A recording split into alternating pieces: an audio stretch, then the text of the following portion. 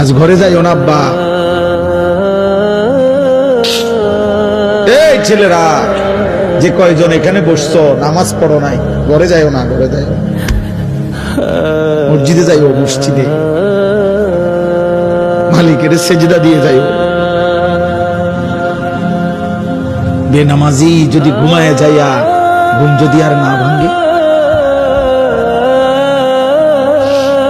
রাত যদি আর ভোর না হয়, এই পৃথিবীর বাস্তবতা এটা।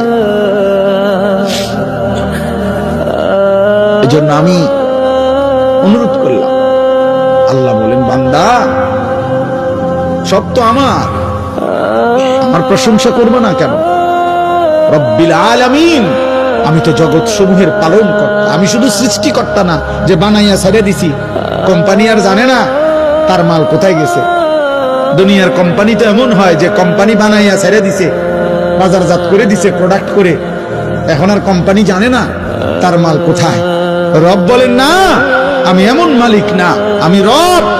আমার বান্দা কখন কোথায় আছে, কি লাগবে, কখন কি, অস্তিত্বের প্রথম সেকেন্ড থেকে পূর্ণতার শেষ পর্যন্ত আমি আল্লাহ যখন যা লাগবে, যখন যা লাগবে, ও বলুক বা না বলুক, ও সেজদা দেখ বা না দেখ, ও গোলামি করুক বা না করুক, ও ইমানদার হোক আর বেঈমান হোক, আমি না রব করে না আমি বানাইছি, আমি না খাওয়াইয়া রাখুন কেন?